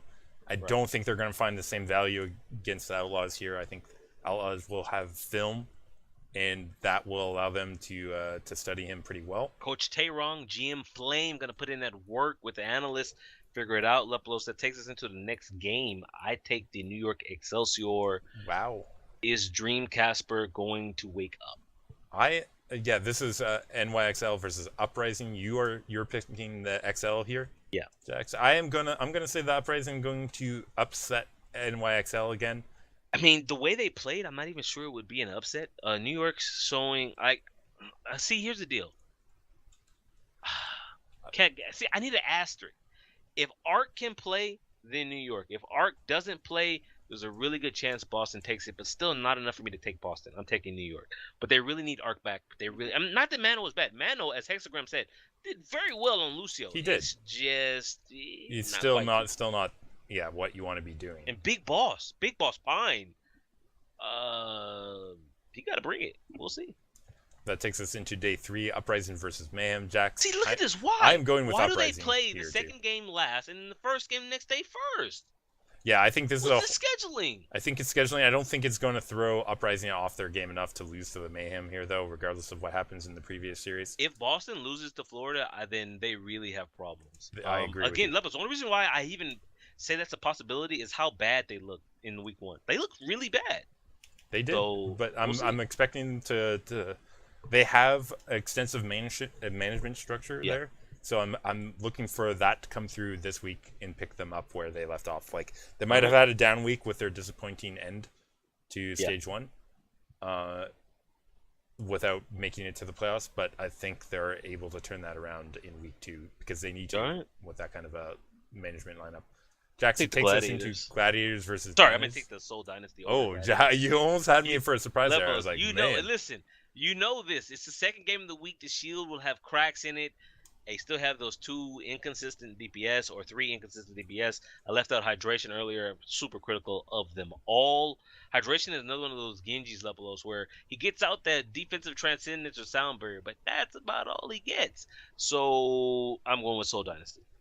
And that takes us into. Well, I'm going with Dynasty too. Sorry, I should say that, but it should be obvious too that I don't think Gladiators have anything on Dynasty at this point in time. Fuel versus Valiant next game. Fuel. I have to go with Fuel as well on this one. Valiant looking a little. I told you, a little questionable these days. I mean, I did pick them. I did pick them last week. I know, but. If I could make this pick after their game against San Francisco, I'd have a better understanding. But since I can't, I have to go with what I know and what I've seen, and I have to take Dallas. Yeah, Dallas definitely, I think, will be coming out hard on this one against. Big week for Philly. Big week for Philly. I'm taking London, by the way, but big week for Philly. Cutting ahead, we have Fusion versus Spitfire here in day 4, game 1, and it is obviously hard to pick Fusion against Spitfire. Spitfire, I think, still will have the edge against Fusion, even if EQO is still popping off. I think Spitfire's depth right now is too strong. I'm looking forward to this because while I think EQO will be tested against Houston, I think he'll really be tested against London with Gesture on the Winston Lepelos with Hagapin or Bedosin. That's the other thing. They ran Bedosin played maybe 2 maps, and I think I like Bedosin more than Hagapin at times. But perhaps Bedosin's Sombra play is not as good as Hagapin's, and they want to have the Sombra option there. So maybe for this entire stage, I'll be seeing more Hagapin than Bedosin. But I think EQO is so far he hasn't faced a lineup of DPS and tanks and support like London had. Even Houston, right? Muma is fantastic. Blinkser and whoever else they run on DPS is okay. Houston's support for me at times falls off a bit, but I look at London and I'm saying EQO will have to deal with a solid tank in Gesture, solid DPS in Birdring and Prophet, and then a really solid support lineup. And I don't think he'll get as much as he has been getting, but I'm looking forward to seeing what he does. Yeah, I agree. If they run him, maybe they'll go back to they might bring back Shadowburn Lepelos, the silent assassin. Yeah, I mean they might even switch between them to try and mess with the Spitfire a bit too, but we'll see. It takes us into another interesting matchup: Outlaws versus NYXL next Saturday, guys. The day you want to watch, if you can only watch one day. We've got 2 games. Then I look at that last game, Lepelos. I was gonna say we got 2. I said we have 2 games that are good. The last one's sleeper, but Outlaws versus NYXL. This one has the chances of being really good. Jax, I think here, NYXL still struggling, particularly coming off this loss against Spitfire. Outlaws are gunning for top spots. They're still looking to make themselves known They're still figuring themselves out in this meta, Outlaws are, but they have such a depth to them right now You in a say way that that. NYXL hasn't been showing. I'm gonna take Houston, but Always with Jake butts, Leplos, Jags. Jake has to play Tracer. Like that map 5 that he did against London on Helios, he has to play Tracer at that level the entire series against New York. I'm sorry. I fear I fear for Jake having to face Sabolbi on a Tracer because the last time an American went up against Sabolbi Leplos in a major competition, let's go to the World Cup. We had 150K. He was roasted by Sabolbi, absolutely destroyed by Sabolbi. Now, true, they might say Sabolbi had the Zen orb that was backing him. It was never a 1v1, blah, blah, blah. If Jake, he must play at the highest level of Tracer for them to win. Yeah. I can't. New York. I Jax, take New York. I take New York. I have to. Jake is too inconsistent on wait, Tracer. I can't do it. you're I cannot taking do it. you're He's too bad on Tracer. Clockwork equally as bad. Sabolbi's gonna carry. so I can't do it. you're I picking tried. NYXL here then? Levels. I tried to talk myself into taking Houston here, and then I look at Jake on Tracer, and I cannot do it. New York. I don't think the Tracer is going to be the defining factor here. I look at Pine and Libero not performing very well, and I think those are going to be reasons that NYXL is going to continue to struggle. Even if Arc is back, I don't think he's going to be at 100%. I mean, part of the problem with Libero was the supports of the London Spitfire levels. I've just said I question Houston support. I mean, Rock is Boeing bad. Yeah, they're fine. They're fine. They're just not as good, and so New York wins. Maybe on that one, but again, the DPS. In Leplos, you all heard here. Leplos is putting his faith in Jake and his Tracer. We'll see. I mean, listen. You outlined some of the points, but you're still asking a lot of Sabolbi to come through every single game. He can do it. He can absolutely win a whole game. Is making more than 150K levels. Yeah, He's a better player. I think so too. But listen, his agent or his negotiating may not be 150K worth. Jax, let's go ahead though. I'm picking Outlaws there. You're picking NYXL. You outlined, I think, pretty reasonable arguments for both team, and you're back and forward self conversation there. Let's go ahead and talk. I tried to talk myself into picking Houston, and I kept coming back to this. I circled it, Jackson, then I underlined it, then I put an asterisk next to it. It's like Jake. Can you do the same for Dragons versus Shock here? Is there hope for Dragons?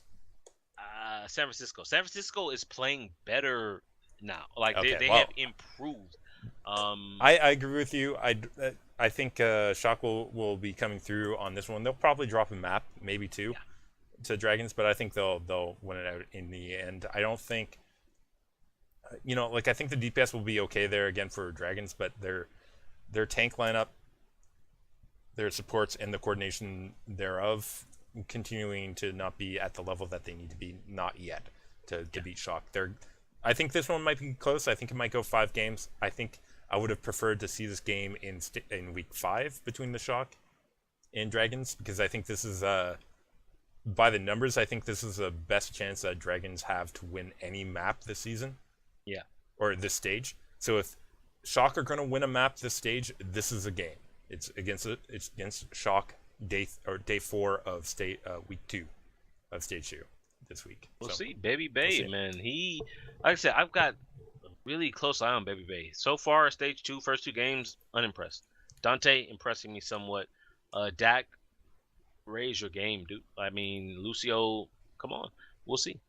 But I think that's it, Lepos. We have numerous clocks in chat. We are, in fact, way over time. We're past 90 minutes, Lepos. We have failed. And we didn't even get into our discussion like we said.